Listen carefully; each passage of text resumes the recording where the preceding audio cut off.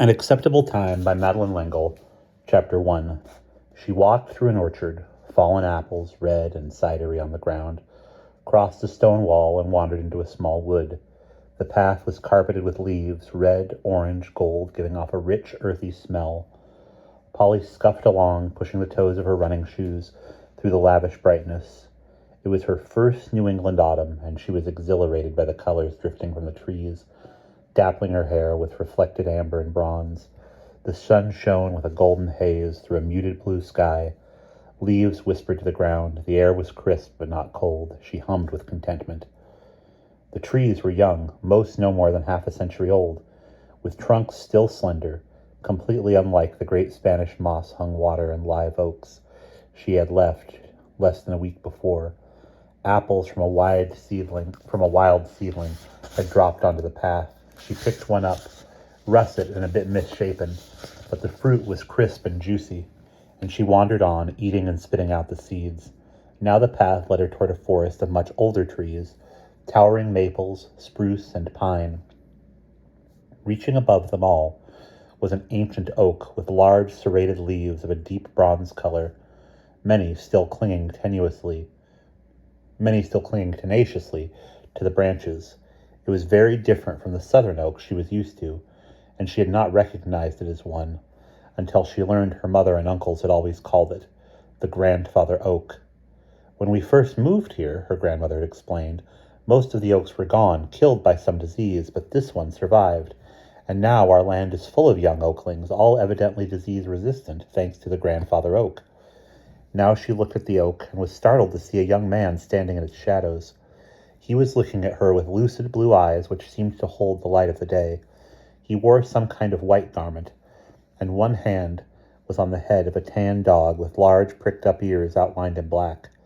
The young man raised his hand in greeting, then turned and walked quickly into the forest. When she reached the great tree, he had disappeared from sight. She had thought he might speak to her, and she was curious. The wind had risen and played through the pines, sounding almost like the rolling of the breakers on the beach at Benecede Island, off the coast of South Carolina, where her parents still were, and which she had left so short a time ago. She turned up the collar of the red anorak she had taken from the generous supply that hung on pegs outside her grandparents' kitchen door. It was her favorite because it fitted her well and was warm and comfortable, and she liked it because the pockets were full of all kinds of things. A small but very bright flashlight, a pair of scissors, a notepad in a leather binder, with a purple felt pen, an assortment of paper clips, safety pins, rubber bands, a pair of dark glasses, a dog biscuit. For what dog? She sat on a great flat glacial rock, known as the Star-Watching Rock, and looked up at white clouds scudding across the sky. She sat up straighter as she heard music, a high, rather shrill piping of a folk melody. What was it? Who was making music out here in the middle of nowhere? She got up, walked, following the sound, past the grandfather oak, in the same direction as the young man with the dog. She went past the oak, and there, sitting on a stone wall, was another young man, this one with lustrous black hair and skin too white, playing a penny whistle. Zachary! She was totally startled. Zachary Gray, what are you doing here? He took the whistle from his mouth and shoved it into a pocket in his leather jacket, rose from the wall, and came toward her, arms outstretched. Well met by sunlight, Miss Polly O'Keefe. Zachary Gray. At your service? She pulled away from his embrace. But I thought you were at UCLA. Hey! He put his arms around her waist and hugged her. Aren't you glad to see me? Of course I'm glad to see you, but how did you get here? Not just to New England, but here at my grandparents'. He led her back to the wall. The stones still held warmth from the autumn sun. I called your folks in South Carolina, and they informed me you were staying with your grandparents, so I drove over to say hello, and they, your grandparents, told me you'd gone for a walk. And if I came out here, I'd probably find you. His voice was relaxed. He seemed perfectly at home. You drove here from UCLA? He laughed. I'm taking an internship semester at a law firm in Hartford, specializing in insurance claims. His arm about her waist tightened. He bent toward her, touching his lips to hers. She drew away. Zach, no! I thought we were friends. We are. Friends. I thought you found me attractive. I do, but not yet. Not now. You know that. Okay, Paul. But I can't afford to wait too long. Suddenly his eyes looked black. His lips tightened. Then, deliberately, he gave her one of his most charming smiles. At least you're glad to see me. Very glad. Yes, delighted, in fact, but totally surprised. She was flattered that he'd gone to the trouble to seek her out. She had met him in Athens the previous summer, where she had spent a few days before going to Cyprus to be a gopher at a conference on literature and literacy. It had been an incredibly rich experience, full of joy and pain, and in Athens, Zachary had been charming to her, showing her a city he already knew well, and driving her around the surrounding countryside. But when he had said goodbye to her in the airport after the conference had ended, she had never expected to hear from him again. I can't believe it, she smiled at him. Can't believe what, Red? Don't call me Red, she replied automatically. That you're here. Look at me, touch me, it's me, Zach, and what are you doing here? Going for a walk? I mean, staying with your grandparents. I'm studying with them, for a few months at any rate. They're terrific. I gather they're famous scientists or something? Well, Gran's a Nobel Prize laureate. She's into little things, subatomic particles, and Granddad's an astrophysicist and knows more about the space-time continuum than almost anybody, except Einstein or Hawking. You always were a brain, he said. You understand all that stuff? She laughed. Only a very little. She was absurdly glad to see him. Her grandparents were, as she had said, terrific, but she hadn't seen anyone her own age and hadn't expected to. So why are you doing this instead of going to school at home? He asked. I need lots more science than I could get at Cowpertown High, and getting to and from the mainland from Benny Seed was a real hassle. That's not the only reason. Isn't it enough? It would have to be enough for Zachary, at least for now. She looked away from him across the star-watching rock to an autumn sky just turning toward dusk. The long rays of the sun touched the clouds with rose and gold, and the vivid colors of the leaves deepened. A dark shadow of purple moved across the low hills. Zachary followed her gaze. I love these mountains, so different from California mountains. Polly nodded. These are old mountains, ancient, worn down by rain and wind and time itself. Perspective-making. Do you need perspective? Don't we all? A leaf drifted down and settled on Polly's hair. Zachary reached out long, pale fingers and took it off. It's the same color as your hair. Beautiful. Polly sighed. I'm just beginning to be reconciled to my hair. Given a choice, I wouldn't have chosen orange. It's not orange. Zachary let the leaf fall to the ground. It's the color of autumn. Nice, she thought. How nice he can be. This is the first time I've seen autumn foliage. I've always lived in warm climates.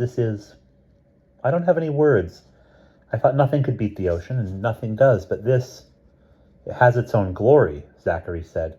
Pop's living in Sausalito now, and the view from his house can overwhelm all that incredible expanse of Pacific. But this, as you say, gives perspective and peace. Your grandparents, he continued, offered tea and cinnamon toast if I could find you and bring you back. Sure. She jumped down from the wall as they passed the grandfather oak. She asked, Hey, who is that blue-eyed guy I saw here a few minutes ago? He looked at her. I thought he was someone who worked for your grandparents, a caretaker, a gardener, something like that. She shook her head. You mean they take care of this whole place themselves? Yes, well, a neighboring farmer hazed the fields, but he's older and this man was young and he didn't look like a farmer to me. Zachary laughed. What do you think a farmer looks like? I grant you this guy had a kind of nobility. Did you talk to him? No, and that was, as I think about it, a little weird. He looked at me and I looked at him and I was going to say something, but he gave me this look as though he was totally surprised to see me. I mean, totally. And then he turned and walked into the woods. He had this big-eared dog with him and they just took off. Not running, but when I looked, I didn't see them. He shrugged. As I said, I thought he must be a caretaker or whatever, and a lot of those types are sort of surly. Do you suppose he was a poacher? Do you have pheasants or quail? Both. And our land is very visibly posted. It's not big enough to be called a game preserve. Most of the old farms around here were 100 acres or less, but my grandparents like to keep it safe for the wildlife. Forget him, Zachary said. I came out here looking for you and I've found you. I'm glad. Really glad. She smiled at him, her most brilliant smile. Ready to go? Sure. I think your grandparents are expecting us. Okay, we'll go back across the star-watching rock. Star-watching rock? She stepped onto the large, flat glacial rock. Patches of moss grew in the crevices. Mica sparkled in the long rays of the descending sun. It's always been called that. It's a wonderful place to lie and watch the stars. It's my mother's favorite rock from when she was a child. They crossed the rock and walked along the path that led in the direction of the house. Zachary walked slowly, she noticed, breathing almost as though he had been running. She shortened her pace to match his. Under one of the wild apple trees, scattered across the land, the ground was slippery with wrinkled brown apples, and there was a pungent cidery smell. Inadvertently, she moved ahead of Zachary and came to a low stone wall that marked the boundary of the big field north of the house. On the wall, a large black snake curled in the last of the sunlight. Hey! Polly laughed in pleasure. It's Louise the Larger. Zachary stopped frozen in his tracks. What are you talking about? That's a snake. Get away. Oh, she won't hurt us. It's only Louise. She's just a harmless black snake, Polly assured Zachary. When my uncles, Sandy and Denny's, were kids, you met Sandy in Athens. He didn't approve of me. Zachary stepped back farther from the wall of the snake. It wasn't you. It was your father's conglomerates, anyhow. There was a snake who lived in this wall, and my uncles called her Louise the Larger. I don't know much about snakes. Zachary retreated yet another step. They terrify me. But isn't this snake incredibly old? Oh, she's probably not the same one. Grand and I saw her sunning herself out the other day, and she's exactly like the old Louise the Larger. Grand said there hasn't been a black snake like Louise the Larger since my uncles left home. It's a crazy name. Zachary still did not approach, but stayed leaning against a young oak by the side of the path, as though catching his breath. It's a family joke, Polly thought. Zachary knew nothing about her family except that it was a large one, and she knew nothing about him except that his mother was dead and his father was rich beyond her comprehension. Louise later. Ready? His voice was unsteady. I'm not walking past that snake. She won't hurt you, Polly cajoled. Honestly, she's completely harmless, and my grandmother said she was delighted to see her. I'm not moving. There was a tremor in Zachary's voice. It's really okay, Polly was coaxing. And where you have snakes, you don't have rats, and rats carry bubonic plague, and... She stopped as the snake uncoiled, slowly, luxuriously, and slithered down into the stone wall. Zachary watched, hands dug deep into the pockets of his leather jacket until the last inch of tail vanished. She's gone, Polly urged. Come on. She won't come out again. She's gone to bed for the night, Polly sounded her most authoritative, although she knew little of the habits of black snakes. The more tropical snakes on Beniceid Island were largely poisonous and to be avoided. She trusted her grandmother's assurance that Louise was benign, and so she crossed the wall and then held out her hand to Zachary, who took it and followed tentatively. It's okay, Polly tugged at his hand. Let's go. They started across the field to what Polly already thought of as home, her grandparents' house. It was an old white farmhouse which rambled pleasantly from the various wings that had been added throughout the centuries, like most houses built over 200 years ago in that windy part of the world, where winters were bitter and long. It faced south, where there was protection from prevailing northwest winds. Off the pantry, which led from the kitchen to the garage, was a wing that held Polly's grandmother's lab. Originally, when the house had been part of a working dairy farm, it had been used as a pantry in which butter was churned, eggs candled.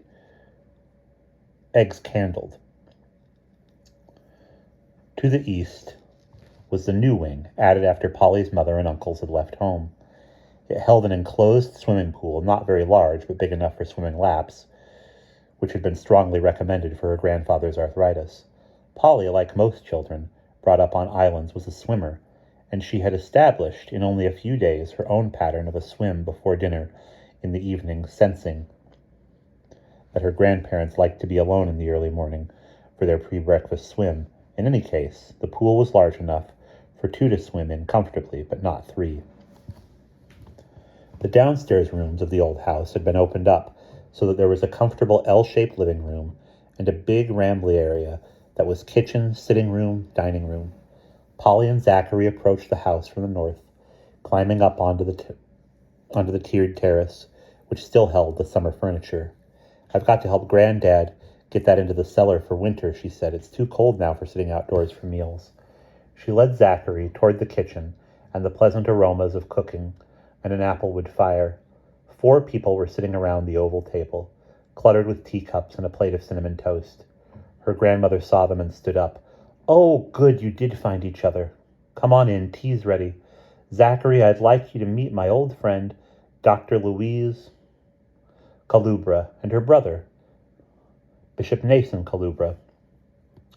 The bishop stood up to shake hands with Zachary. He wore narrow jeans and a striped rugby shirt, and his thinness made him seem even taller than he was. He reminded Polly of a heron. He had strong, long hands and wore his one treasured possession, a large gold ring set with a beautiful topaz, in elegant contrast to his casual country clothes. "Retired," he said, "and come to live with my little sister." Little indeed, in contrast to her brother. Dr. Louise was a small-boned woman, and if the bishop made Polly think of a heron, Dr. Louise was like a brown thrush in her tweed skirt and cardigan. She too shook hands with Zachary. "When Kate Murray calls me her old friend, I wonder what the old refers to." "Friendship, of course," Polly's grandmother said. "Dr. Louise!" Polly took her place at the table, indicating to Zachary that he should sit beside her. "We saw your namesake." "Not the original Louise the Lodger, surely." The doctor took a plate of fragrant cinnamon toast and put it in front of Zachary. "I'm sorry," Zachary stared at the doctor. "What's your name?" "Louise Calubra." "I get it." Zachary sounded triumphant. "Calubra is Latin for snake." "That's right." Polly looked at him admiringly. Zachary had already shown himself to have surprising stores of knowledge. She remembered him telling her, for instance, that Greek architecture was limited because the Greeks had not discovered the arch. She went to the kitchen dresser to get mugs for herself and Zachary. "My uncle's named the snake after Dr. Louise." "But why Louise the Larger?" The bishop smiled. "Louise is hardly large, and I gather the snake is larger, at least for a black snake, than Louise is for a human being." Polly put the mugs on the table. "It's lots easier to explain Louise the Larger with Dr. Louise here than back at the stone wall." A kettle was humming on the wood stove, its lid rising and falling. Polly's grandfather lifted it with a pot holder and poured water into the teapot. "Tea's pretty strong by now. I'd better thin it down." He put the kettle back on the stove and poured tea for Polly and Zachary. The bishop leaned across the table and helped himself to cinnamon toast. "The reason for our unceremonious visit," he said, swallowing, "is that I found another one." He pointed to an object which sat like a loaf of bread by Polly's grandfather's mug. "It looks like a stone," Polly said. "And so it is," the bishop agreed. "Like any stone from a stone wall, but it isn't. Look." Polly thought she saw lines on the stone, but they had probably been scratched as the old walls settled or frost heaved in winter. But Zachary traced the stones with delicate fingers. "Hey, this is Ogham writing." Or, "Hey, is this Ogham writing?" The bishop beamed at him in delight and surprise. "It is, young man, it is. How do you know about it?" "One of my bosses in Hartford is interested in these stones, and I've been going so stir-crazy in that stuffy office that I've let him rattle on to me. It's better than medical malpractice suits." Dr. Louise stiffened. "And it is interesting to think maybe people were here from Britain, here on the North American continent as long ago as, 3,000 years. "And you flunked out of all those fancy prep schools," Polly said wonderingly. He smiled, took a sip of tea. "When something interests me, I retain it." He held out his cup and Polly refilled it. She put the teapot down and tentatively touched the stone. "Is it a petroglyph?" The bishop helped himself to more cinnamon toast. "Mm-hmm." "And that's Ogham writing. What does it say? If I'm translating it correctly, something about Venus, and powerful harvests and mild government. What do you think, young man?" Zachary shook his head. "This is the first Ogham stone I've actually seen. My boss has some photographs, but he's mostly interested in theory. Celts and maybe Druids actually living with and probably marrying the natives." Polly looked more closely. Very faintly she could see a couple of horizontal lines with markings above and below them. Some farmer used this for his stone wall and never even noticed? Her grandfather put another plate of cinnamon toast on the table and removed the empty one. The fragrance joined with that of the wood fire in the open fireplace. 200 years ago, farmers had all they could do to eke out a living. And how many farmers today have time to examine the stones that get heaved up in the spring? Her grandfather asked. Still our biggest crop, Dr. Louise interjected. Polly's grandfather pushed his glasses up his nose in a typical gesture. And they did see markings on the stones and realized they weren't and if they did see markings on the stones and realized they weren't random, they wouldn't have had the faintest idea what the markings were about. His wife laughed. Did you? He returned the laugh. Touché! If it hadn't been for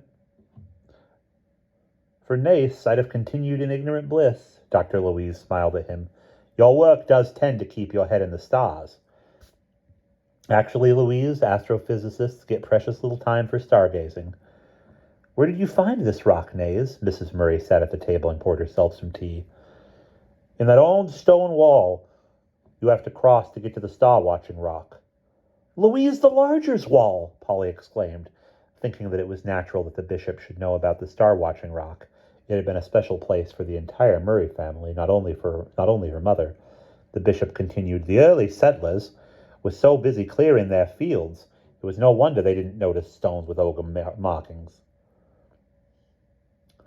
Ogham is an alphabet, Zachary explained to Polly, a Celtic alphabet with 15 consonants and some vowels, with a few other signs for diphthongs or double letters, like ing. Ogham, however, the bishop added, was primarily an oral rather than a written language. Would your boss like to see this stone? He'd drop his teeth, Zachary grinned. But I'm not going to tell him. He'd just come and take over. No way.